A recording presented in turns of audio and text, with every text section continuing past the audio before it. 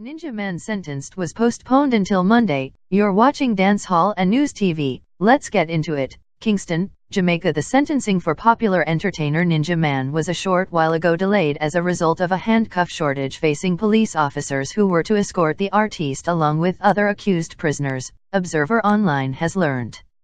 When his case was called before the Home Circuit Court in downtown Kingston, an attorney disclosed the situation in the courtroom.